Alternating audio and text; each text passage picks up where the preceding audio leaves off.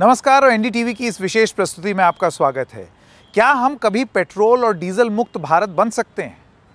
अब देखिए, इसको लेकर के प्रयास ज़रूर किए जा रहे हैं और ये भी बताया जा रहा है कि ऐसी कल्पना मत कीजिए, लेकिन उस पर निर्भरता कम करने का प्रयास किया जा रहा है। और एक ऐसे मंत्री हैं यूनियन कैबिनेट में, नितिन गडकरी, जिनके अपने घर में ही इसको लेकर के एक प्रयोग चल रहा है। जैसे कि अगर आप उनका कार शेड देखें तो यहाँ पर आपको एक गाड़ी मिलेगी जो कि हाइड्रोजन पे चलती है। अब ये कैसे चलती है, क्या है, मंत्री जी से खुद जानेंगे थोड़ी देर में। ये ईवी है, तो आप जानते हैं इलेक्ट्रिक कार आजकल उसका चलन भी बहुत है, तो ये इसमें तो घूमते फिरते ही हैं, इसके बारे में आप लोग भी जानते हैं। और एक ये अभी नई नई आई है, मार्केट में नहीं उतरी, लेकिन ये उसका एक मॉडल है आपकी इनोवा, लेकिन ये फ्लेक्स फ्यूल पे चलती है। इसका मतलब ये है कि इसमें बैटरी तो है ही है, लेकिन ये आप चाहें तो पेट्रोल पे चला लें या फिर आप 100% इथेनॉल पे चला लें, जो कि गन्ने से बनता है और तमाम चीज़ों से बनता है। ये पेट्रोल और डीजल छोड़ करके किसी पर भी चल सकती हैं ये गाड़ियाँ, जैसे कि मैंने आपको बताया हाइड्रोजन, इलेक्ट्रिसिटी और इथेनॉल। लेकिन ये प्रैक्टिकल कितनी है, ये सबसे बड़ा सवाल। तो ये सवाल हम पूछेंगे खुद मंत्री नितिन गडकरी से, और उनके साथ थोड़ा घूमने भी जाएंगे इन गाड़ियों में और उनका अनुभव जानेंगे, क्योंकि वो उन तीनों गाड़ियों को इस्तेमाल करते हैं। तो आइए ये सफ़र शुरू करते हैं।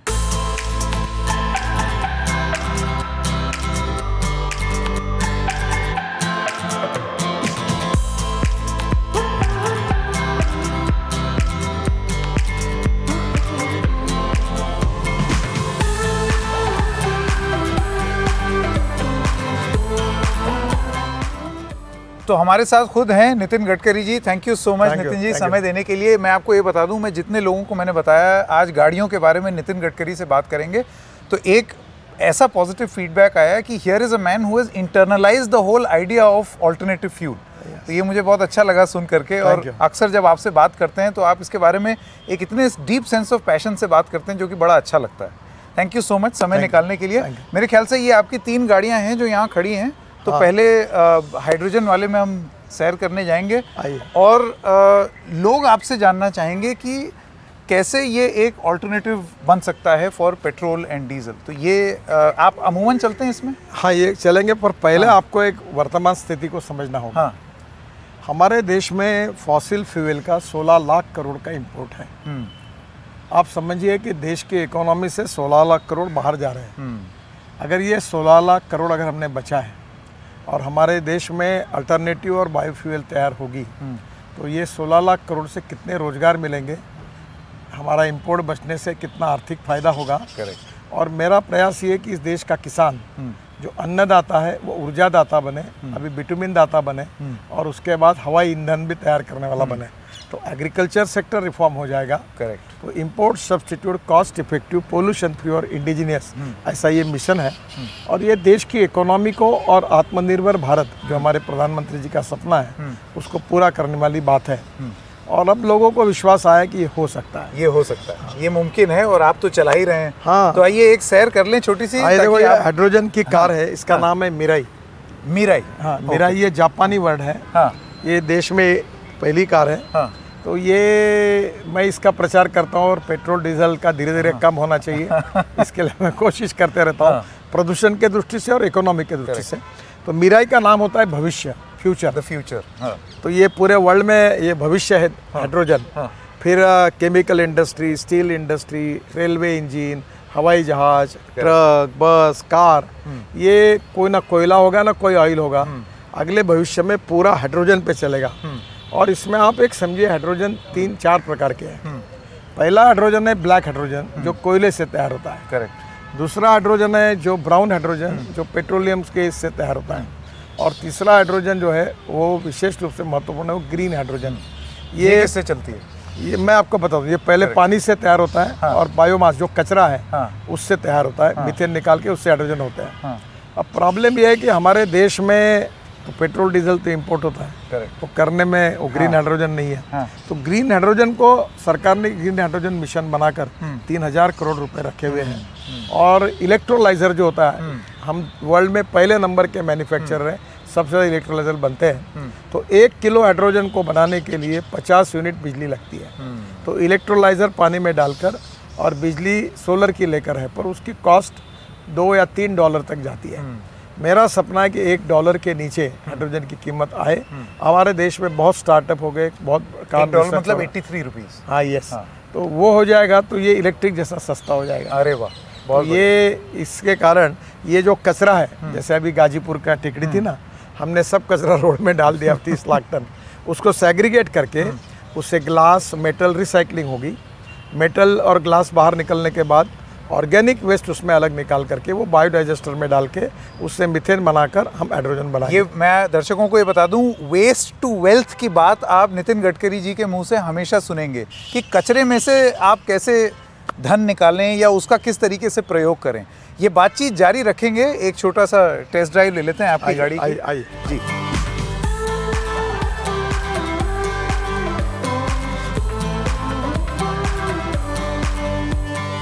इतनी कंफर्टेबल गाड़ी है ना, आवाज होता है ना, धुआं है ना, पानी है, और क्वालिटी भी देखो आप। ये कितने टाइम से चला रहे हैं?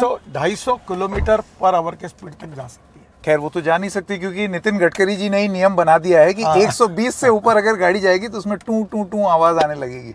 लेकिन इनक्रेडिबली क्वाइट, मानना तो एकदम बढ़िया। देखो आवाज नहीं आ रही, धुआं नहीं आ रहा, कभी बंद नहीं पड़ती। हाँ, पर ये भविष्य इसका कारण, वो पानी से हाइड्रोजन निकलेगा। जैसे सीवेज वाटर है, टॉयलेट का पानी है, और वो कई तभी यमुना में जा रहा है। अब मैं नागपुर शहर में 7 साल पहले हमारा टॉयलेट का गंदा पानी बेचने की शुरुआत की।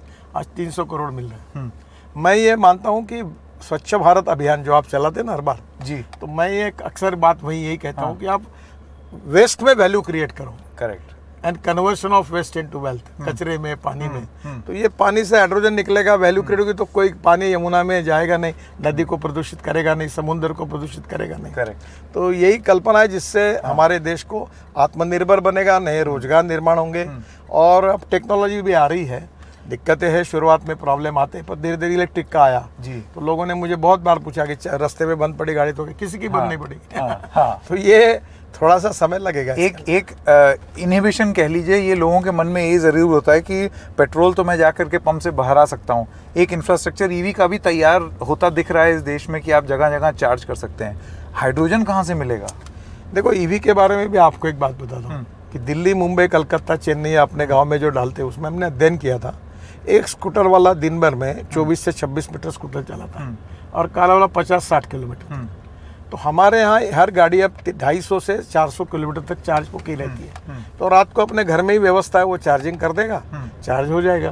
तो जो प्रॉब्लम का है, जिनको दिल्ली से मुंबई जाना है, करेक्ट, दिल्ली से चंडीगढ़ जाना है, यानी 300-400 किलोमीटर जाना है, तो अब हमने 670 जगह पर हम रोड साइड एम्यूनिटीज बोल रहे हैं, वहाँ चार्जिंग स्टेशन कर रहे हैं। तो वहाँ चार्जिंग, लोग चाय पानी नाश्ता करते हुए वहाँ चार्जिंग कर लेंगे। करेक्ट। लेकिन गडकरी जी, अब जैसे ये गाड़ी है, मैं देख रहा हूँ, ये तो अंदर बैठ करके कोई कह ही नहीं सकता कि ये मतलब it's a super luxurious car. हाँ बिल्कुल, और भयंकर शांत है, सब कुछ है। लेकिन 2-3 चीज़ें एक आम आदमी के मन में आएंगी, और वो ये है कि नंबर 1, ये गाड़ी मैं खरीद सकता हूँ तुरंत। दूसरी चीज़, खरीद लूँगा तो मुझे ये हाइड्रोजन कहाँ से मिलेगा, कितने में मिलेगा? देखिए, सबसे अभी प्रॉब्लम ऐसा है 2 चीज़ों का अभी अपने पास, अभी उसको प्रॉब्लम सॉल्व करना होगा। ये कैसे, जैसे अंडा पहले कि आमलेट पहले वाली कहानी है। अभी तक तो हमारे पास यही नहीं है, हाइड्रोजन की गाड़ी ही नहीं है, तो हाइड्रोजन भरने की व्यवस्था कहाँ से होगी? करेक्ट। दूसरा, हाइड्रोजन कोई भरने नहीं रहा तो तैयार कौन करेगा? तो अब हमारे यहाँ ये प्रयास चालू हो गया है कि हाइड्रोजन बनाने के अलग अलग तरीकों पर अनेक स्टार्टअप ने, अनेक कंपनियों ने काम शुरू किया है। 1 आध साल में इसके बहुत अच्छे परिणाम आएंगे। दूसरी इम्पोर्टेंट चीज़ जो है कि इसके भरने के बारे में, इसके फ्यूलिंग स्टेशन के बारे में अभी हमारे देश में कोई टेक्नोलॉजी अवेलेबल नहीं है। और इसलिए आने वाले समय में हम सबको ऐसी टेक्नोलॉजी सस्ते में कैसी आए, तो अभी मैं भी कॉमर्स मिनिस्ट्री को और हमारे फाइनेंस मिनिस्टर को कहने वाला हूँ कि इसमें भी कोई PLI स्कीम डाले, ताकि हमारे देश में ये जो फिलिंग स्टेशन है, ये बनाने के लिए हमको कोई सिस्टम, कोई ये सब आए और हमारे देश में मेक इन इंडिया हो। तो उसके ऊपर अभी मैं एक बड़ी मीटिंग, हम सब मंत्री कंसर्निंग 6-7 मिनिस्ट्री है, इसके स्टैंडर्ड्स को लेकर, इसके मशीन्स को लेकर, हाइड्रोजन के बारे में, और प्रधानमंत्री जी के साइंटिफिक एडवाइजर है, उनसे चर्चा करके सब मंत्रालय हम इकट्ठा आकर, आपकी ये जो गाड़ी है वो बार बार याद दिला रही है बीप बजा के, क्योंकि नितिन गडकरी जी द्वारा ही लाए गए ये नियम है।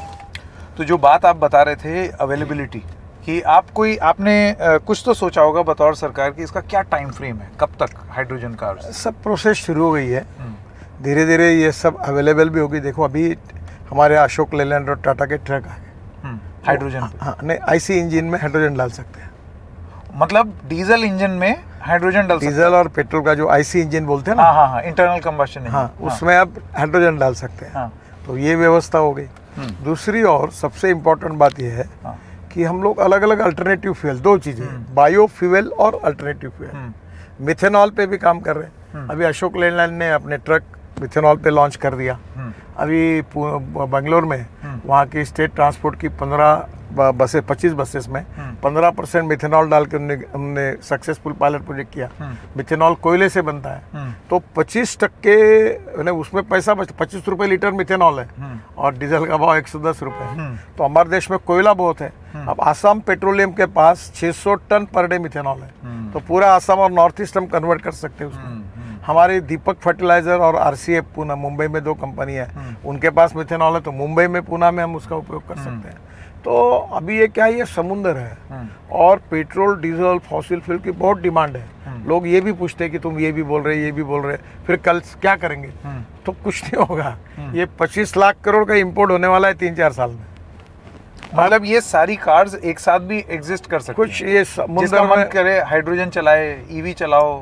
देखो रीजन टू रीजन जो सस्ता होगा वो करेंगे। आसाम और नॉर्थ ईस्ट में लोग मिथेनॉल यूज करेंगे। कर्नाटक, तमिलनाडु, महाराष्ट्र, यहाँ शुगर केन जूस है। उत्तर प्रदेश, बिहार, इसमें मिथेनॉल यूज होगा, इथेनॉल। फिर बाकी देश में इलेक्ट्रिक स्कूटर, इलेक्ट्रिक बस अब सब जगह आ गई, कॉमन हो गई। करेक्ट। तो इलेक्ट्रिक बस, इलेक्ट्रिक कार आएगी। फिर कंस्ट्रक्शन इक्विपमेंट में मिथेनॉल आएगा, जनरेटर सेट में। तो हम लोग इतना बड़ा समुंदर और इतनी बड़ी ताकत है, इतना सब होने के बाद भी हम 1-1.5 लाख करोड़ की इकोनॉमी नहीं बन पाए। इससे अभी 25 गुना हमको बढ़ना है, तब हमारा इंपोर्ट कम होने वाला है। इसलिए हमारे देश में जो भी ऑप्शंस है, उन ऑप्शन का उपयोग करके इंपोर्ट को रोकना, प्रदूषण को कम करना और हमारे गांव गरीब मजदूर किसान का कल्याण करने के लिए diversification of agriculture towards energy and power sector करके जो एग्रो वेस्ट है, बायोमास है, परली है, राइस स्ट्रॉ है। अब देखो आपको परली के कारण दिल्ली में प्रदूषण होता है, और परली से बायो सीएनजी और बायो एलएनजी करने के 185 प्लांट और प्रोसेस में काम कर रहे हैं, और 36 प्लांट चालू हो गए, और वही अब ट्रक बसेस को सीएनजी एलएनजी दे रहे हैं। तो सब प्रकार की पर्यायों से हम लोग आत्मनिर्भर बनने की कोशिश कर रहे हैं। पर अभी जैसे नेपाल, बांग्लादेश है, श्रीलंका है, अब हम बांग्लादेश को पेट्रोल डीजल देते हैं नुमालीगढ़ रिफाइनरी से। तो मैंने वहाँ के अधिकारी मिले, तो मैंने उनको कहा आप ऐसा क्यों नहीं करते कि उसमें इथेनॉल डाल दो। बाम्बू से हमने इथेनॉल बनाया, करेक्ट, नुमालीगढ़ में, तो वो इथेनॉल उसमें डाल दो, तो बाम्बू वाले कितने नॉर्थ ईस्ट के लोगों को रोजगार मिलेगा, वो काटना, वो लाना, और बाम्बू को एक प्राइस मिलेगी। करेक्ट। तो हम सब प्रकार के प्रयासों पर करने के बाद में भी इंपोर्ट कितना कम होगा इसकी संभावना नहीं है। बिल्कुल, इसलिए इतना बड़ा है। इसलिए हम सब फ्रंट पर अल्टरनेटिव फ्यूल और बायो फ्यूल पे काम करें। और एक दिन ऐसा आएगा कि हमें इंपोर्ट करने की जरूरत नहीं पड़ेगी। पेट्रोल और ये, हालांकि गडकरी जी बचते हैं ये कहने से, लेकिन मोटी मोटी बात ये है कि कैसे हो कि हम पेट्रोल और डीजल इंपोर्ट मुक्त एक ऐसी स्थिति में अपने आप को देखें। देखो ये बहुत कठिन है, पर असंभव नहीं है। असंभव और इसलिए मैं एक मिशन के रूप में, उद्देश्य के रूप में हर बार ये बात कहता हूँ कि निश्चित रूप से इस देश में इंपोर्टेड फॉसिल फ्यूल जो प्रदूषण करके, जिसने हमारे जीवन के स्वास्थ्य को बिगाड़ा है जी, और उल्टा हमारी इकोनॉमी को एक प्रकार से इतना बड़ा पैसा बाहर जा रहा है, इन दोनों से मुक्ति पाने में हमको इंपोर्ट को कम करना और आगे चल के इसका एक्सपोर्ट करना। तो नई, हम ऊर्जा को आयात करने वाले नहीं, हम ऊर्जा को निर्यात करने वाला देश बने, यही हमारा उद्देश्य है। हम दूसरी गाड़ी में भी एक आपके साथ टेस्ट ड्राइव करेंगे, क्योंकि गडकरी जी के पास 2 और गाड़ियां हैं जिसके वो बहुत ही मतलब चाव लेकर के उसके बारे में बताते हैं। एक तो ईवी, आप लोगों को तो मालूम ही है, इलेक्ट्रिक व्हीकल तो हर कोई जानता है। ये मैं क्यों करता हूँ आपको ये भी बताता हूँ। मैं अभी पेट्रोल डीजल की गाड़ी में नहीं बैठता। मैं इसलिए करता हूँ कि लोग मुझे पूछते हैं हाइड्रोजन पे गाड़ी चल सकती है? चल रही है। तो अब मैं बोलता हूँ आप देख रहे हैं, कोई धुआं नहीं, कुछ नहीं, स्पीड नहीं, कितनी सुंदर कंफर्ट से इसमें। तो अब कोई भी फ्लेक्स इंजन जहाँ इथेनॉल का रेट 60 रुपये और पेट्रोल का रेट 120 रुपये, और वो गाड़ी में डालने से 60% बिजली वही तैयार करती है, फ्री ऑफ चार्ज, और 40% उसका फ्यूल कन्वर्शन होता है। तो ये तो कितना सेविंग है। यानी आज आपको, तो आपके पास अगर पेट्रोल की गाड़ी है, अगर आप 30,000 रुपये अगर पेट्रोल पे खर्चा कर रहे हैं, तो इलेक्ट्रिक गाड़ी अगर लेंगे तो आपका खर्चा 3,000 रुपये आएगा, यानी 27,000 रुपये महीना बचेगा। अगर आपने इथेनॉल की फ्लेक्स इंजन की गाड़ी ली तो 5,000 रुपये में होगा। और हाइड्रोजन की गाड़ी भी, अब तो मैं एकदम नहीं बोल सकता, पर हाइड्रोजन की गाड़ी का खर्चा भी 5,000 से कम आएगा। ऐसे हाइड्रोजन की कीमत अभी $2 से $3 तक जा रही है। हम कोशिश करेंगे कि हाइड्रोजन ये $1 के नीचे मिले, और उसके लिए भी बहुत लोग कोशिश कर रहे हैं। मुंबई के जो केमिकल टेक्निकल इंस्टीट्यूट है, वहाँ डॉक्टर यादव साहब हैं, उन्होंने काफ़ी अच्छा इसमें रिसर्च किया है। बेंगलोर की हमारी इंडियन केमिकल इंस्टीट्यूट है, उन्होंने भी बायोमास से विदाउट यूजिंग पावर यूज करते हुए उन्होंने हाइड्रोजन बनाया है। करेक्ट। तो आने वाले समय में IIT, engineering colleges, expert, scientist, ये बताइए, आप टाई अप कर रहे हैं और बातचीत कर रहे हैं विदेश में हाइड्रोजन को लेकर के, क्या काम हो रहा है उसमें? पूरे वर्ल्ड में हो रहा है, अमेरिका में हो रहा है। अभी ये जो गाड़ियाँ है मिराई, ये अमेरिका में है, चल रही है रोड पर। जैसे आज कुछ दोस्त पेट्रोल डीजल के भरोसे दादागिरी करते हैं, वैसे एक दिन ऐसा भी आएगा कि हिंदुस्तान ग्रीन हाइड्रोजन को इतना तैयार करेगा, अमोनिया को और हाइड्रोजन को, कि पूरे वर्ल्ड में हम एक्सपोर्ट करेंगे, और हमारे यहाँ हमारी इकोनॉमी मजबूत बनेगी, यहाँ रोजगार निर्माण होगा, और ये देश। तो मतलब सिर्फ गाड़ियाँ ही ना बनाएं, गाड़ियों में जो ईंधन डलेगा हम उसमें भी आत्मनिर्भर हो। मैं जब मंत्री बना तब हमारी परिस्थिति ऐसी थी कि हम 7वें नंबर पे थे। अभी 2 महीने पहले हम वर्ल्ड में 3रे नंबर पर आए मैन्युफैक्चरिंग में, और मुझे बताते हुए खुशी हो रही है कि अभी हमने जापान को पीछे डाल दिया। पहले नंबर पर USA, दूसरे नंबर पर चाइना, और तीसरे नंबर पर इंडिया, और चौथे नंबर पर जापान। और मैं अभी हमारी इकोनॉमी हो गई 12.5 लाख करोड़ की। हम देश में सबसे ज़्यादा राज्य सरकार और भारत सरकार को GST देने वाली हमारी ऑटोमोबाइल इंडस्ट्री, 4.5 करोड़ लोगों को जॉब देने वाली ऑटोमोबाइल इंडस्ट्री, देश का सबसे ज़्यादा एक्सपोर्ट करने वाली ऑटोमोबाइल इंडस्ट्री, और वर्ल्ड का एक आधा ब्रांड छोड़ दो, सब हिंदुस्तान में है, अच्छा काम कर रहे हैं। अब हिंदुस्तान से गाड़ियाँ वर्ल्ड में जाएगी, तो ट्रक, बसेस, कार, स्कूटर, अभी हमारी बजाज, TVS और हीरो की 50% 2 व्हीलर एक्सपोर्ट होती है। यही हमारे आएगा, और ये इंडस्ट्री 25 लाख करोड़ की बनेगी, और एक दिन हम वर्ल्ड के नंबर 1 के ऑटोमोबाइल मैन्युफैक्चरिंग हब बनेंगे, ये मेरा विश्वास है। बहुत ही बढ़िया। तो ये हम लोग गडकरी जी के घर वापस आ गए हैं। हाइड्रोजन कार के बारे में तो उन्होंने सब कुछ बता दिया। अब जो गडकरी जी की और दूसरी गाड़ियां हैं जिसमें वो चलते हैं, आप इसको कैबिनेट मीटिंग्स, हाँ, जाता हूँ, पार्लियामेंट में जाता हूँ। पार्लियामेंट भी मैं जाता हूँ। हमारे आए हुए मुख्यमंत्रियों को, उप मुख्यमंत्रियों को, मंत्रियों को इसमें घुमाता हूँ, क्योंकि मैं इसका प्रचार करता हूँ कि हाइड्रोजन है भविष्य, तुम्हारे राज्यों में तुम नीतियाँ बनाओ, इसमें आगे आओ, और पूरे देश में एक वातावरण तैयार हो कि हम हाइड्रोजन तैयार करें। हाइड्रोजन की गाड़ियाँ आए, ट्रक आए, बसेस आए। अभी हमारे पावर मिनिस्ट्री ने इसकी बसेस तैयार की है। तो ये एक बहुत बड़ा रिवोल्यूशन हो रहा है। शुरुआत हो गई है, अब कारवा बनेगा, बहुत बढ़िया यश मिलेगा। बहुत बढ़िया। तो ये तो हो गई हाइड्रोजन। अब आइए अगली गाड़ी, मेरे ख्याल EV या फ्लेक्स फ्यूल। फ्लेक्स फ्यूल में जाएंगे। फ्लेक्स फ्यूल पे चलते हैं, चलिए, क्योंकि वो एक नई चीज आई है अभी।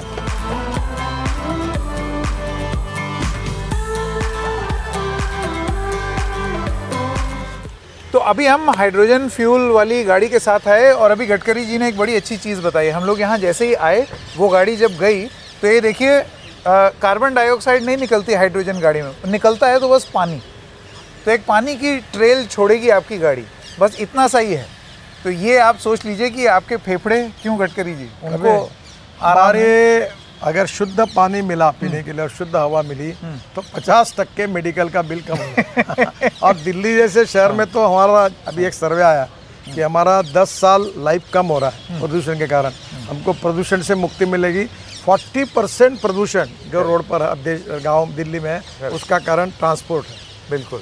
अब अगली गाड़ी है फ्लेक्स फ्यूल, ये टोयोटा इनोवा। आप तो जानते ही हैं, गडकरी जी इसमें बैठते हैं, थोड़ा सा इसके बारे में भी आइए आप। तो ये पूजा आप भी दिखाइए। ये टोयोटा इनोवा हर कोई जानता है, हिंदुस्तान में बहुत बिकती है, लेकिन ये थोड़ी सी अलग इनोवा है। क्या है इसमें अलग, ये अभी जानेंगे गडकरी जी के साथ। तो अब हम बैठ गए हैं गडकरी जी। ये है Toyota Innova Hycross flex fuel. तो बाकी तो लोगों ने सुना है, ये फ्लेक्स फ्यूल जो है ये क्या चीज़ है? ये फ्लेक्स फ्यूल यानी ऐसा है कि डीजल और पेट्रोल का भाव जो है वो कम से कम 120 रुपये पेट्रोल, 110 रुपये डीजल है। करेक्ट। ये है 60 रुपये लीटर का इथेनॉल। हाँ। तो ये इसमें और सुविधा ये है कि ये 60 रुपये का इथेनॉल होने के बाद ये 60% इलेक्ट्रिसिटी पे चलेगी। हाँ, इसमें बैटरी पावर पे बैटरी भी है, जो अभी वाली गाड़ी में भी बैटरी चार्ज होकर इलेक्ट्रिक मिलेगी और बैटरी पे चलेगी, और 40% इथेनॉल पे चलेगी। तो इसका जो खर्चा मैंने आपको कहा कि आपके पेट्रोल गाड़ी का खर्चा अगर 30,000 रुपये आया महीने का, तो इसका 5 से 6,000 रुपये आएगा। बहुत ही बढ़िया। और प्रदूषण कुछ नहीं। हाँ। और कंफर्ट देखो, आवाज नहीं, कुछ नहीं, धुआं नहीं। बिल्कुल बिल्कुल। ये तो मतलब, और ये किसानों ने तैयार किया हुआ ईंधन है। ये जो ईंधन है, ये इथेनॉल, ये शुगर केन जूस से बनता है, मक्के से बनता है, ब्रोकन राइस से बनता है, बायोमास से बनता है, बाम्बू से बनता है, पर्ली से बनता है, राइस स्ट्रॉ से बनता है। तो एक प्रकार से ये एक रिवोल्यूशन है कि इस देश का किसान अन्नदाता नहीं, ऊर्जादाता बना। और अभी तो पानीपत में हमारी जो परली जलती थी, उससे अभी हमने इंडियन ऑयल से उन्होंने प्लांट डाला हुआ है, उसमें से 1 lakh litre ethanol, 150 tonne bio bitumen और हवाई ईंधन तैयार हो रहा है, जो हवाई जहाज में डालेंगे। अच्छा। तो मुझे लगता है ये एक बड़ा रिवोल्यूशन है। ये बताइए गडकरी जी, यहाँ पर भी वही हाइड्रोजन जैसा सवाल, 100% इथेनॉल तो अभी मिलता ही नहीं देश में, क्योंकि जाहिर सी बात है कंजम्पशन नहीं है उसकी। आपकी सरकार का मेरे ख्याल से टारगेट है 2025 तक E20 का, कि पेट्रोल में 20% इथेनॉल ब्लेंड हो जाए। तो आपको लगता है कि कितनी जल्दी ज़रूरत पड़ने पर आप इसको 100% प्रोडक्शन तक ले जा सकते हैं? देखिए, अभी इथेनॉल का प्रोडक्शन लगातार बढ़ रहा है और E20 का लगभग हम लोग 6-8 महीने में पूरा हो जाएगा। पहले ही प्रधानमंत्री ने कहा 2025 से पहले। और 100% इथेनॉल बहुत बन रहा है देश में, पर इथेनॉल के पंप नहीं है। तो अभी मैंने पेट्रोलियम मंत्री जी से अनुरोध किया है कि हमारी जो भारत सरकार की कंपनियां हैं, इंडियन ऑयल है, HPCL है, ये सब कंपनियां, भारत पेट्रोलियम है, ये कंपनियां अब इथेनॉल के अपने पंप में इथेनॉल का पंप लगा दें। अब इथेनॉल पे चलने वाली 2 व्हीलर बजाज, TVS और हीरो ने बनाई है, फिर ऑटो रिक्शा बनाई है, फिर ये गाड़ियां आ रही है, फिर बाकी भी गाड़ियां अपने फ्लेक्स इंजन लाएगी। तो पेट्रोल के बजाय लोग इथेनॉल भरेंगे तो पेट्रोल का इंपोर्ट कम होगा। करेक्ट। प्रदूषण कम होगा। इसमें गडकरी जी, एम्बेसडर हरदीप पुरी से एक बार बात हो रही थी, उन्होंने इंटरव्यू में ये बताया कि ब्राज़ील में एक ऐसा एक्सपेरिमेंट होता है कि सपोज आज पेट्रोल का दाम ज़्यादा है, तो लोग वहाँ पंप पे जाकर के तय कर सकते हैं कि मुझे अपनी गाड़ी में इतना % पेट्रोल डालना है या इतना % इथेनॉल। अब ये गाड़ी है, हाँ, तो ये गाड़ी वाले को ये है कि वो जाकर 100% पेट्रोल डाल सकता है या 100% इथेनॉल डाल सकता है। हाँ, तो गाड़ी को कोई दिक्कत। ब्राजील में 2 प्रकार के पंप है। हाँ। तो रेट देख के वो कंज्यूमर तय करेगा। हाँ। अब इथेनॉल का रेट है 60 रुपये और पेट्रोल का 120 रुपये। हमारे देश में इथेनॉल का रेट ही कम रहने वाला, पेट्रोल का ज़्यादा ही होने वाला है। तो नेचुरली इथेनॉल लोग लेंगे और ये बहुत पॉपुलर होगा। एक सवाल आपने गडकरी जी इथेनॉल के संदर्भ में, ये तो मानना पड़ेगा, अभी हम थोड़ी देर जो चले हैं इस गाड़ी में, भयंकर स्मूथ है ये भी। मतलब वो जो आजकल के रिफाइंड पेट्रोल इंजन्स वाला जो स्मूथनेस है वो आपको इस इथेनॉल गाड़ी में भी महसूस होता है। बहुत सारे लोगों का ये मानना है कि इथेनॉल बनाने में जितना पानी, ग्राउंड वाटर लगता है, वो दिक्कत होगी किसानों को, क्योंकि इतना ग्राउंड वाटर लेवल एक तो ऐसे ही कम है और ज़्यादा कम होगा अगर इसको बहुत ज़्यादा प्रोड्यूस किया। इथेनॉल में पानी नहीं लगता। इथेनॉल जो गन्ने के जूस से बनता है, वही गन्ने में। हाँ। उसमें देखिए ऐसा है, इस देश में पानी की कमी नहीं है, पानी के नियोजन की कमी है। बाढ़ आ रहे, अनेक अपना बहुत सा पानी समुद्र में जा रहा है। तो आज जो पानी देने में भी आजकल ड्रिप इरिगेशन है, जहाँ हम लोग डायरेक्ट पानी देते हो, ड्रिप से पानी बहुत कम लगता है। तो ये बात जो ये निरर्थक चर्चा है पानी की कोई कमी नहीं है देश में। मैं वाटर रिसोर्स मंत्री था जी।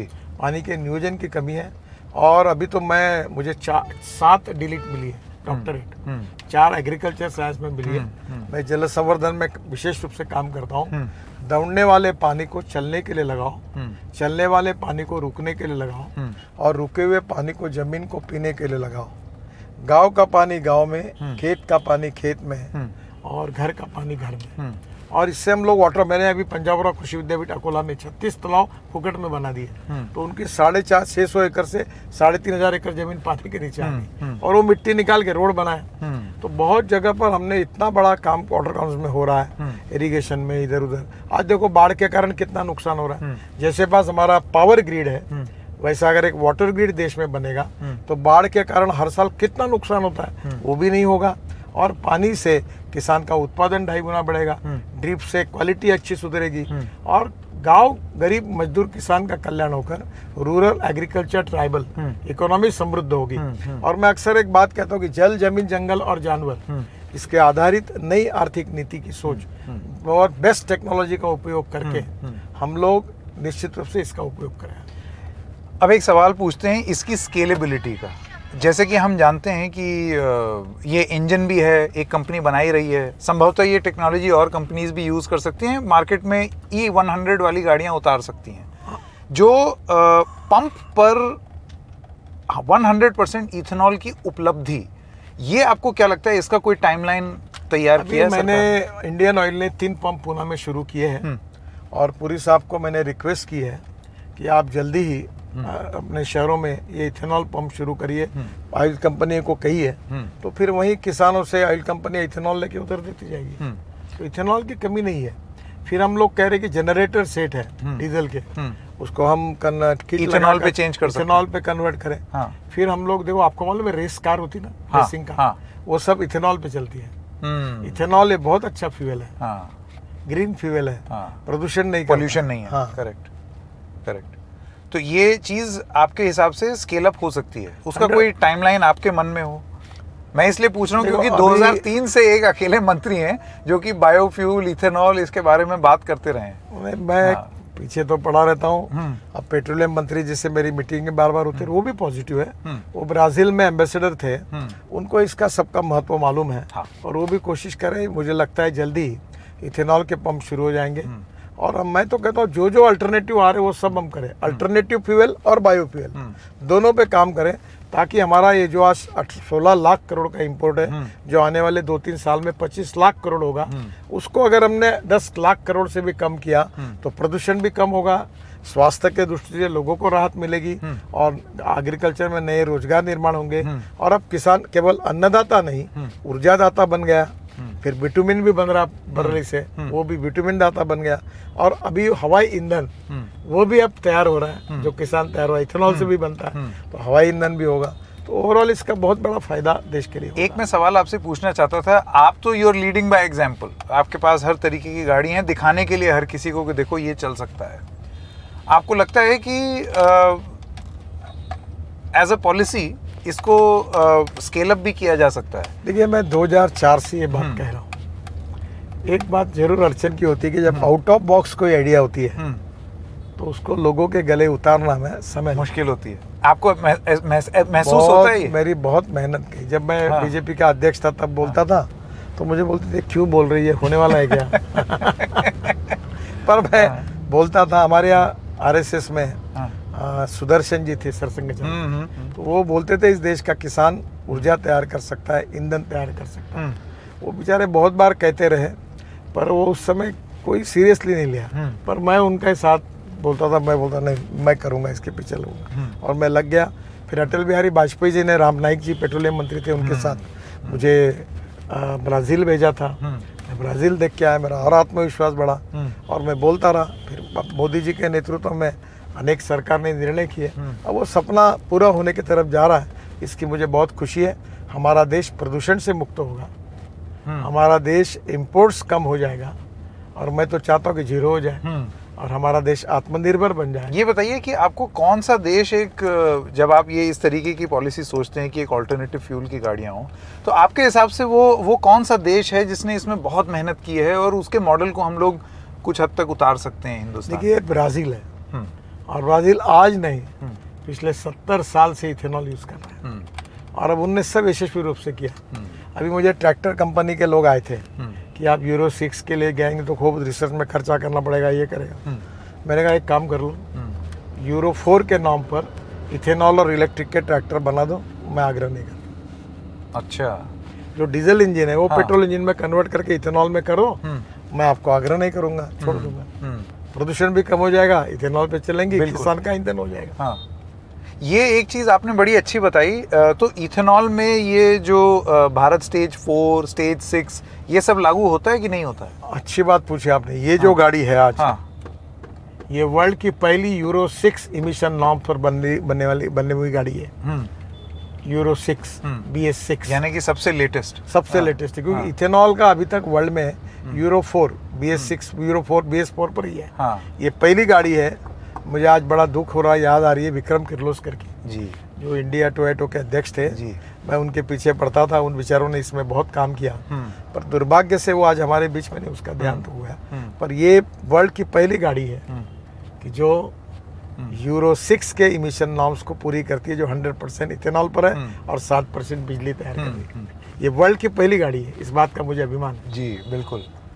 आपको लगता है कि ये अब एक काम करते हैं, वो तीसरी गाड़ी गडकरी जी की जो तीसरी गाड़ी है इलेक्ट्रिक व्हीकल, उसका भी एक टूर करते हैं जब तक हम आपके घर वापस जा रहे हैं।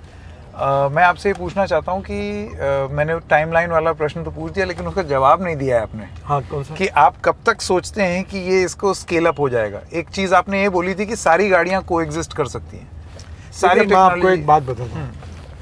पहली बात, बायोफ्यूल। बायोफ्यूल में क्या आता है? Bio CNG, bio LNG, bio diesel, bio ethanol, majority आता है। अभी सरकार 6,500 करोड़ रुपए का ऑर्डर बायोडीजल का, डीजल तैयार करने लोगों को दिया। ये डीजल किससे बनता है? ये मलेशिया में जो पामोलियन ऑयल वेस्ट निकलता है उससे बनता है। पर हमारे देश में एडिबल ऑयल और नॉन एडिबल ऑयल से भी डीजल बन सकता है। जैसे नॉन एडिबल में पर कॉस्ट ज़्यादा है, पूरा नहीं। तो अभी जैसे रतनजोत, मोह, साल, करंज और टोली, ये जो नॉन एडिबल ऑयल सीड है, इसमें बायोटेक्नोलॉजी का उपयोग करके पर एकड़ उसका उत्पादन अब जब हम बढ़ाएंगे तो हम निश्चित रूप से यशस्वी होंगे कि हमारे देश में बायोडीजल भी तैयार होगा। सरकार उसके लिए भी प्रयास कर रही है। अब तो एक प्रकार से ये हो गया बायोफ्यूल, फिर अल्टरनेटिव है इलेक्ट्रिक, और फिर अल्टरनेटिव है ग्रीन हाइड्रोजन। ग्रीन हाइड्रोजन मैंने बताया 4 प्रकार का है, और फिर है मिथेनॉल जो कोयले से बनता है। अब आने वाले समय में ये रिसर्च चल रहा है कि जो कार्बन डाइऑक्साइड हमारे देश की सबसे बड़ी समस्या है, पावर प्रोजेक्ट, इंडस्ट्री, सब जगह CO2 निकलता है। अब CO2 से मिथेनॉल, CO2 से इथेनॉल, और वैल्यूडेशन हो रहा। अगर ये पूरा CO2 जिसके कारण पूरे देश में पोल्यूशन है, ये CO2 अगर हम कलेक्ट करके इसका वैल्यूडेशन करेंगे तो पैसा तो होगा ही, रोजगार तो निर्माण होगा ही, पर देश प्रदूषण से मुक्त होगा। मैं आपसे ये पूछना चाहता हूँ कि ये वेस्ट टू वेल्थ वाली आपकी बात, CO2 से मिथेनॉल, इसको स्पीड अप करने में अड़चनें क्या आती हैं आपके हिसाब से? एज अ पॉलिसी मेकर आपको क्या लगता है? क्या होता है कि कोई भी चीज़ जो आउट ऑफ बॉक्स होती है, सिस्टम में उसको समझाना, उसको बताना, उसके स्टैंडर्ड्स तय करना, उसके नियम तय करना, व्यवस्था करना, हर व्यक्ति को उसके बारे में कॉन्फिडेंस तैयार करना, इसमें बहुत समय जाता है। मेरे लाइफ में मैं करीब ये 20 साल से कर रहा हूँ, और 20 साल में इतना एनर्जी करने के बाद अब मैं लोगों को ये कन्विंस कर सका कि नहीं हो सकता है। ये मेरे लिए भी कभी कभी ऐसा निराशा होती थी, पर मैं चलते रहता हूँ, क्योंकि मेरा सपना है कि इस देश को, मैं नेशनलिस्ट हूँ, आत्मनिर्भर भारत बनाना है, और मोदी जी का जो $5 ट्रिलियन की इकोनॉमी बनाने का सपना पूरा करना है, तो हिंदुस्तान को आत्मनिर्भर बनना पड़ेगा। आत्मनिर्भर बनना है यानी ये जो 16 लाख करोड़ का फॉसिल फ्यूल है, इसके अल्टरनेटिव ढूंढना होगा। और इसीलिए G20 देशों में प्रधानमंत्री जी ने इस बार बायो फ्यूल का अलायंस भी किया है 20 देशों में। अब इसको चालना मिली है, निश्चित रूप से ये पूरा होगा। एक जो अब जैसे हम जल्दी से अब आपके घर वापस पहुंच रहे हैं EV के लिए, एक जो सबसे बड़ी चीज़ लोगों के पॉइंट ऑफ व्यू से अगर देखी जाए कि वो उसको जल्दी से अडॉप्ट करें, एक होता है रेडी अवेलेबिलिटी ऑफ फ्यूल और दूसरा होता है कॉस्ट ऑफ द व्हीकल, और जैसे कहते हैं कि कितना माइलेज देती है। तो जब ये इथेनॉल की गाड़ी हो गई, आपको लगता है ये इन 3 पैमानों पर लोगों के लिए खरी उतर सकती है? देखो, आप एक बात बताओ, जब मोबाइल फोन आया तो कीमत कितनी थी? बहुत ज़्यादा, 1.25 लाख रुपए थी। हाँ। अब 4,000 रुपए। हाँ। और कॉल की कीमत 32 रुपए थी। हाँ, अब कितने में आ गए? 40 पैसे आई। तो ये क्या होता है, जब उसका नंबर बढ़ता है तो कॉस्ट कम होती है। दूसरी बात, हाइड्रोजन के लिए फिलिंग स्टेशन, इथेनॉल के फिलिंग स्टेशन पेट्रोल डीजल के बाजू में, ये करने में अब इनिशिएटिव हम ले रहे हैं। उसकी एक मीटिंग अभी होने वाली है, और उसमें 6-7 डिपार्टमेंट इन्वॉल्व है। हम सब लोग मिलकर इसके सॉल्यूशन, समस्याओं का समाधान ढूंढेंगे, और जल्दी ही हम इसमें यशस्वी होंगे, ऐसा मेरा विश्वास है। ये गाड़ी है, अब ये तो ऑलरेडी प्रोडक्शन में है पेट्रोल में, और देखिए प्रॉब्लम बताओ, अब पुणे में 3 इथेनॉल के पंप हैं। अब मैंने टोयोटो को और बजाज को रिक्वेस्ट की कि तुम्हारे ऑटो रिक्शा और स्कूटर और ये गाड़ी एक दिन पुणे में वहाँ लॉन्च करेंगे, तो 3 पंप में से वहाँ के आजू बाजू के लोग उसको लेंगे, फिर 3 के 5 होंगे, 5 के 10 होंगे, तो पुणे में गाड़ियाँ होगी, पुणे का प्रदूषण कम होगा। इसी प्रकार से हर शहर में इसको इम्प्लीमेंट करने की योजना है और निश्चित रूप से ये होगा, ये मेरा विश्वास है जी।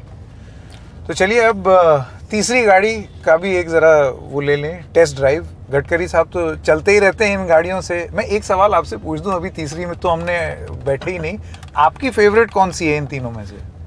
मेरी पेट्रोल डीजल छोड़ के कोई भी फेवरेट नहीं है। अल्टरनेटिव फ्यूल और बायो फ्यूल की सब गाड़ी है, पर मैं लगा अब देखो इलेक्ट्रिक कितना पॉपुलर हो गया, बहुत हो गया। आप इलेक्ट्रिक अभी दिल्ली में जाओ, जाते आते बसेस सब इलेक्ट्रिक की दिखती हैं। तो अब ये जब अभी 5 साल के बाद आपको सब बसेस इलेक्ट्रिक की लगी। करेक्ट। तो ये देखो, ये मैं जब बोलता था तो आपके ही कार्यक्रमों में पूछते थे, रास्ते में बंद होगी तो क्या होगा, कैसा होगा, अब कोई नहीं पूछता। तो ये निश्चित रूप से आने वाले समय में हम जितने जितने अल्टरनेटिव और ऑप्शन है उतने एरिया सब खोल दे, जिसको जिस पे जाना है उसको जाने दे, कुछ भी करे, पर पेट्रोल डीजल नहीं, गैस नहीं। प्रदूषण से मुक्ति, इंपोर्ट से मुक्ति, देश का विकास, किसान को आत्मनिर्भर बनाना और किसान को अन्नदाता से ऊर्जादाता से बायोफ्यूल दाता और विटामिन दाता बनाना। और ये एक प्रकार से जो 12% हमारी एग्रीकल्चर कंट्रीब्यूशन है जीडीपी ग्रोथ में, मैं किसान हूँ, मैं चाहता हूँ हमारा ये 24% तक जाए। और ये बायोफ्यूल है जो किसान तैयार करेगा, तो ये स्थिति बदल जाएगी। चलिए तीसरी और आखिरी गाड़ी जो कि है इलेक्ट्रिक व्हीकल, अब उस पर चलते हैं। Thank you.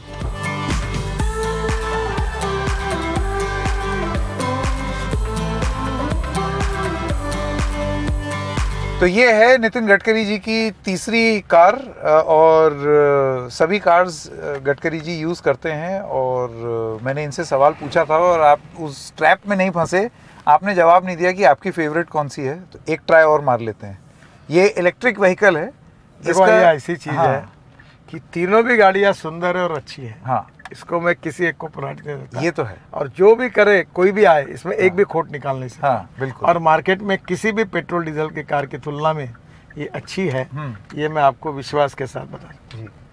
ये जो ईवीज हैं, इसका तो पेनिट्रेशन काफी अच्छा हो गया है गडकरी जी, वो मतलब लोग अब ले रहे हैं। इलेक्ट्रिक स्कूटर आ गई, इलेक्ट्रिक ऑटो रिक्शा आ गई, इलेक्ट्रिक गाड़ियाँ आ गई, बसेस आ गई। देखो 5 साल के अंदर करेक्ट आपको सब बड़े शहरों में इलेक्ट्रिक बस, अभी डबल डेकर बस मैंने लॉन्च कर दी। करेक्ट, वो भी आ गई और कॉस्ट इफेक्टिव भी हो गया है, धीरे धीरे दाम भी कम हो रहा है। हम देख रहे हैं 10 लाख 12 लाख तक में भी ये ईवी गाड़ियाँ सस्ता हो जाएगा, सस्ता हो जाएगा और भी कम हो जाएगा। हाँ बिल्कुल। लिथियम आयन बैटरी की पर किलोवाट कॉस्ट $150 थी पर किलोवाट पर आवर, अब वो 115 आई है।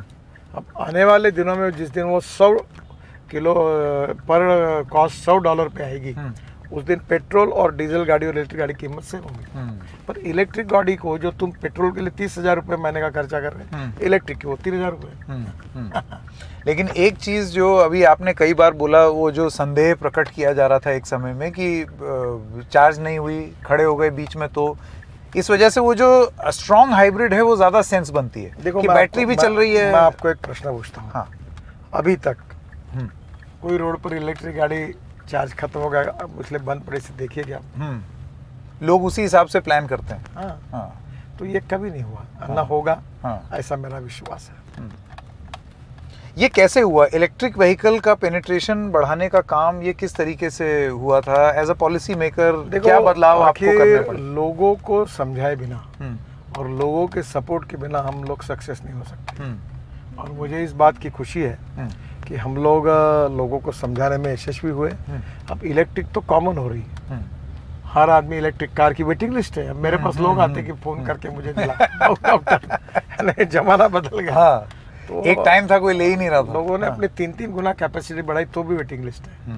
तो आने वाले समय में मैं आपको स्टैटिस्टिक्स दूंगा, करोड़ों में ये बड़े प्रमाण पर अब ये हो रहा। तो आने वाला समय जो होगा वो अल्टरनेटिव फ्यूल और बायोफ्यूल का, और हमारा इंपोर्ट फॉसिल फ्यूल का कम होगा, देश प्रदूषण से मुक्त होगा, गांव गरीब मजदूर किसान को रोजगार मिलेगा, और देश को सबसे ज़्यादा रेवेन्यू देने वाली, जीएसटी देने वाली हमारी ऑटोमोबाइल इंडस्ट्री वर्ल्ड के नंबर 1 की बनेगी। अब तीसरे नंबर पर है, नंबर 1 पर जाएगा। आप शहरों में तो चलिए ठीक है, यहाँ पर पेट्रोल पंप भी जल्दी जल्दी मिल जाएंगे आपको, अलग अलग चार्जिंग स्टेशन भी आप इंफ्रास्ट्रक्चर खड़ा कर देंगे। गांव देहात में इन गाड़ियों का पेनिट्रेशन कैसे अपने घर में इलेक्ट्रिक है। अभी आपने मेरे घर पे दिखाया मैंने। हाँ। तो जो गांव में रहेगा वो अपने घर में चार्ज करेगा। हाँ। एक स्कूटर मुश्किल से 24 से 26 किलोमीटर पर डे चलती है और उसके घर में चार्ज करने से 125 किलोमीटर एक दिन रात को चार्ज किया तो हो गया। गाड़ी भी अब 250 से 400 किलोमीटर होती है, इतनी घूमती नहीं। हाँ, प्रॉब्लम कहाँ है, दिल्ली से मुंबई जाना है तो चार्जिंग करना, तो उसके लिए अब 670 जगह पर रोड साइड एमिनिटीज में हम चार्जिंग स्टेशन बना रहे हैं। तो आने वाले समय में ट्रक इलेक्ट्रिक पे आएंगी और अभी हमारी जो कंस्ट्रक्शन इक्विपमेंट है वो इलेक्ट्रिक, मेथनॉल और हाइड्रोजन पे आएंगी, इथेनॉल पे आएंगी। तो CNG LNG के ट्रक आ गए। देखो, एक ट्रक जो डीजल पर है उसका अगर 100 रुपये खर्चा आता है तो LNG का खर्चा 40 आता है और CNG का 50 आता है। तो लॉजिस्टिक कॉस्ट कम होगी। हमारे देश की लॉजिस्टिक कॉस्ट वर्ल्ड में ज़्यादा है, 14 से 16%। चाइना की 8% है और अपने UK हमारी यूरोपियन कंट्रीज और अमेरिका में 12% है। पर मेरा विश्वास है कि 24 दिसंबर तक हमारे देश की लॉजिस्टिक कॉस्ट सिंगल डिजिट यानी 9% पे आएगी। हम कॉम्पिटिटिव बनेंगे और जो 6-7% कम होगा उसके कारण हमारा एक्सपोर्ट 1.5 गुना बढ़ेगा और भारत प्रगति करेगा। जी, ये इलेक्ट्रिक व्हीकल है। अभी पूजा ये दिखा दें, इसमें तो ये सब लोगों को मालूम ही है, पूरा एक रेंज डिस्प्ले होता है जिसमें दिखता है गाड़ी कितने किलोमीटर चलेगी, बैटरी पूरे फर्श पे रहती है, पे वो भी पता चलता कितनी बैटरी है, कितनी नहीं है और कितनी कंफर्टेबल गाड़ी है। ये तो है। सरकार में भी बहुत सारी गाड़ियां इलेक्ट्रिक व्हीकल हो गई हैं गडकरी जी, मैंने देखा है कि यूज़ तो करते ही हैं, जैसे स्टाफ की गाड़ियां, वो सारी चीज़ें। अब इलेक्ट्रिक गाड़ी सरकार में आ रही है। अभी हमने स्क्रैपिंग पॉलिसी का निर्णय किया जी कि जिसके कारण 15 साल के बाद आपको फिटनेस सर्टिफिकेट लेना पड़ेगा। सरकार ने अपनी पूरी गाड़ी को स्क्रैपिंग 15 साल के बाद स्क्रैप करने का निर्णय किया, तो डिमांड बढ़ गई, प्रदूषण कम होगा। और एक बात बताता हूँ, जो अभी पुराना 15 साल पुराना ट्रक जितना प्रदूषण कर रहा है उतना 3 नए ट्रक उतना प्रदूषण कर रहे हैं। और इलेक्ट्रिक पे तो प्रदूषण नहीं, और एक डीजल पेट्रोल गाड़ी जाएगी और एक इलेक्ट्रिक आएगी तो प्रदूषण कम होती जाएगा। और प्रदूषण का गंभीर समस्या कितनी है ये दिल्ली वालों को मैंने समझाने की बिल्कुल हमारा 10 साल का जीवन कम होगा और सर्दियां आ रही हैं अभी, तो फिर प्रदूषण बढ़ेगा। ये बताइए गडकरी जी, एक और चीज़ लोगों के मन में एक कंसर्न रहता है कि मैं कोई गाड़ी ले लूँ किसी मॉडल का, उसका चार्जिंग पोर्ट अलग, कोई और कुछ ले ले तो उसका अलग। ऐसे में एज अ पॉलिसी क्या इस तरीके की योजना आपने बना दी है कि वो एक ही टाइप के चार्जिंग? निर्णय किया कि कार के लिए सभी कंपनियों को एक ही चार्जर लगेगा, बस के लिए भी वही लगेगा और स्कूटर के लिए वही लगेगा, तो कर दिया है। अभी वो एक ही चार्जर होगा, अलग अलग चार्जर नहीं होगा।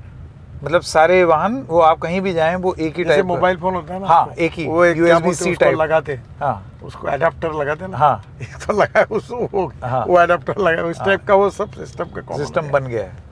नहीं, इसका तो मानना पड़ेगा पेनिट्रेशन। मैं आपसे एक सवाल दोबारा पूछना चाहता था, उस पर बात डिटेल में हो नहीं पाई कि पिछले इतने सालों में, मेरे ख्याल से 7, 8, 9 सालों में ऐसा क्या पॉलिसी चेंज या माइंडसेट चेंज आपको इम्प्लीमेंट करना पड़ा कि आज हम इलेक्ट्रिक व्हीकल का इतना पेनिट्रेशन देख रहे हैं? देखिए, पहली बात कॉस्ट इफेक्टिव। देखो, टेक्नोलॉजी, मैं 4 बातें आपको बता दूं कब कोई सक्सेस होता है। हाँ। Proven technology, economic viability, availability of raw material and marketability of the finish product. ये चारों बातों में जब आपको सक्सेस स्टोरी होगी तभी ये हो पाएगा। और मुझे इस बात की खुशी है कि निश्चित रूप में इससे सक्सेस स्टोरी बनी है और जिसके कारण एक बहुत बड़ा परिवर्तन आया है और इस बात के लिए मैं बहुत ही समाधानी हूँ। और धीरे धीरे देश एक कारवा जैसा इसके लिए बढ़ रहा है और इसलिए जिसमें जो करना है वो करे, पर पेट्रोल डीजल से दूर रहे। पेट्रोल डीजल में यूज नहीं करूंगा। इस प्रकार का भाव अगर लोगों के मन में एक कमिटमेंट के रूप में आएगा तो देश की तस्वीर बदल जाएगी, ऐसा मेरा विश्वास है। और आपको लगता है ये अगले, जैसे ईवी में तो हमने देखा है पिछले 5-6 साल में ही एक रेवोल्यूशन, अभी ईवी में कोई बात ही नहीं करता। हाँ, सब बसेस आ गई, स्कूटर्स आ गई और कार आ गई, जिसे कॉमन लोगों ने स्वीकार कर लिया। एक प्रॉब्लम भी है ईवी के साथ। हाँ। जैसे हम अक्सर देखते हैं कि ईवी की बैटरी कहीं जल गई, या वो एक बार हुआ था। हाँ। हमने उसके ऊपर कमेटी अपॉइंट की, टेक्निकल उसके निर्णय किए और उसके बाद एक भी नहीं जली है और अब जलेगी नहीं। देखो, कोई भी शुरुआत में नई टेक्नोलॉजी लेती है तो स्टार्टिंग में थोड़ा टीथिंग ट्रबल होता है, पर वो शुरुआत का होता है और मुझे लगता है अभी कोई प्रॉब्लम नहीं है। चलिए, बहुत बढ़िया। अब धीरे धीरे करके इस सफ़र को ख़त्म करते हैं। हमने तीनों गाड़ियाँ देख ली। गडकरी साहब ने आपको तीनों गाड़ियों के गुण और इनके कोई अवगुण नहीं है ये भी बता दिया है उन्होंने साफ साफ। तो अब फैसला आपको करना है। इंफ्रास्ट्रक्चर तैयार हो रहा है बाकी दोनों गाड़ियों के लिए। ईवी तो आपको मालूम ही है, आपके सामने है, आप लोग इन्फॉर्म्ड चॉइसेस ले भी रहे हैं। तो इस पहल को आप किस तरीके से देखते हैं, आप भी सोचिएगा। जनता को आप क्या कहना चाहते हैं, अगर कुछ बताना चाहें गडकरी जी? मैं जनता को यही कहना चाहूँगा कि ये इम्पोर्ट सब्स्टिट्यूट है, कॉस्ट इफेक्टिव है। यानी 30,000 रुपये जो महीने का गाड़ी पे खर्चा कर रहे हैं वो इलेक्ट्रिक में 3,000 पे, फ्लेक्स इंजन में 5,000 रुपये पे आएगा। और हाइड्रोजन में भी लगभग उसी कीमत पे लाने का हमारा प्रयास है। इससे देश का प्रदूषण कम होगा। और दूसरी बात, इन सबसे नए रोजगार निर्माण होंगे। और चौथी इम्पोर्टेंट बात, वर्ल्ड में अब हम लोग तीसरे नंबर पर ऑटोमोबाइल मैन्युफैक्चरिंग हब है। अब सब वर्ल्ड के ब्रांड हमारे देश में बना रहे हैं। अब हम नंबर 1 पर जाएंगे और ऑटोमोबाइल इंडस्ट्री देश की इकोनॉमी को बहुत मजबूत करेगी। एक्सपोर्ट बढ़ेगा, रोजगार निर्माण होंगे और देश का ग्रोथ में एक बहुत बड़ा कंट्रीब्यूशन होगा। और इसलिए अल्टरनेटिव फ्यूल और बायोफ्यूल की गाड़ी यूज़ करिए, खुद का पैसा बचाइए और देश को प्रदूषण से मुक्त कराइए। और इसके लिए सहयोग करिए, यही मेरा जनता से अनुरोध है। जी चलिए, thank you so much Gadkari ji, समय देने के लिए आपका बहुत बहुत धन्यवाद। Thank you. Thank you.